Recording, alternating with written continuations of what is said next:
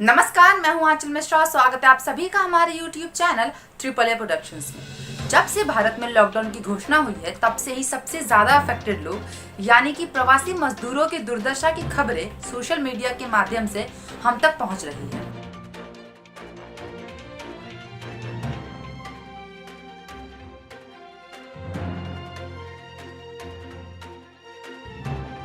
हजारों लोगों ने आजीविका या सुरक्षित स्थानों के स्रोत के बिना ही अपने घरों की तरफ पलायन शुरू कर दिया और इस बीच कुछ लोगों ने अपनी जान भी गंवा दी। आज की इस वीडियो में हम बात करेंगे उस माइग्रेंट क्राइसिस के बारे में जिससे भारत अभी जूझ रहा है और जानने की कोशिश करेंगे उन वजहों के बारे में जो कहीं न कहीं इतने बड़े संकट का वजह बनी।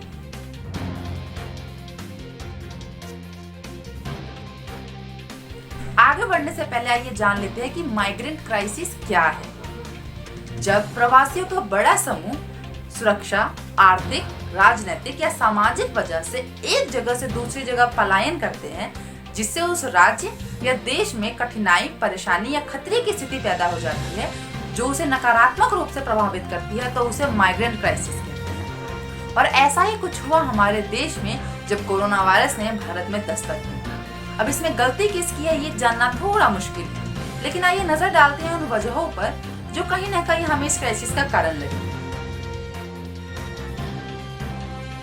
और ये इस चैनल का पर्सनल व्यू है और इसमें किसी संगठन या समूह का इससे कोई लेना देना नहीं।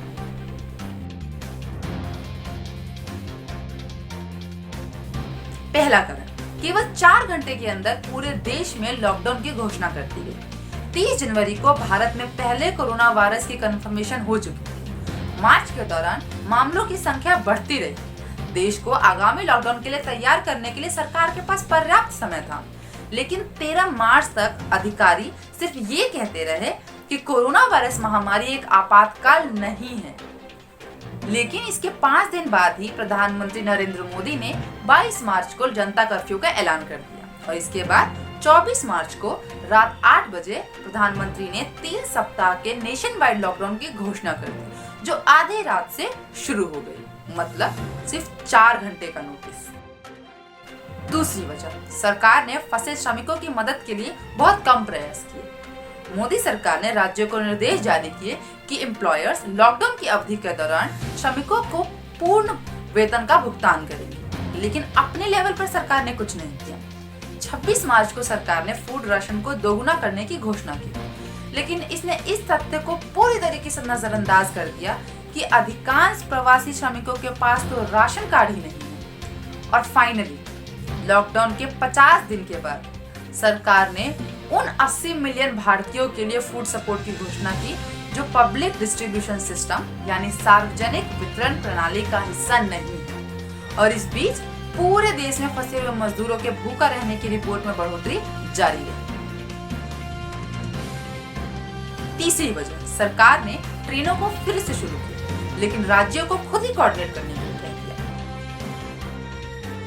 केंद्र ने प्रारंभिक आदेश में केवल बसों द्वारा परिवहन का उल्लेख किया था, लेकिन 2 दिन बाद श्रमिकों के लिए श्रमिक स्पेशल ट्रेनों का संचालन शुरू करने की बात कही गई। लेकिन भारतीय रेलवे एक परिवहन एजेंसी या टूरिज्म एजेंसी बनकर रहेगी, जिसमें केवल एक ट्रेन की आपूर्ति तभी हो सकेगी जब मूल राज्य और गंतव्य राज्य दोनों ने संयुक्त रूप से बात कर ली। इसका मतलब ये कि वो राज्य जो शायद ही कभी एक दूसरे से सीधे बात करते थे, उन्हें कम्युनिकेशन के तरीके निकालने पड़े। और फिर लॉकडाउन के 53 दिन बाद मोदी सरकार ने आखिरकार राज्यों में अपने सीमलेस मूवमेंट को सुविधाजनक बनाने के लिए एक राष्ट्रीय व्यापी सूचना प्रणाली बनाने की घोषणा की।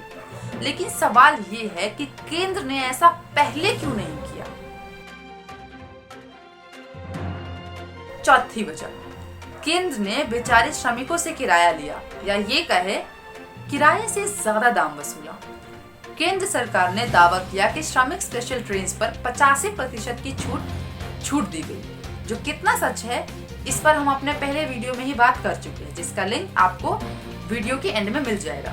अब सवाल ये है कि बेसहारा कामकाजी वर्ग के प्रवासियों के पलायन का खर्च सरकार ने क्यों नहीं उठाया।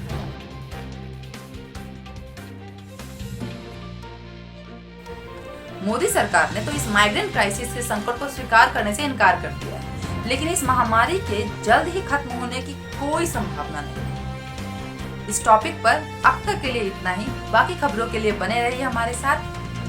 नमस्कार।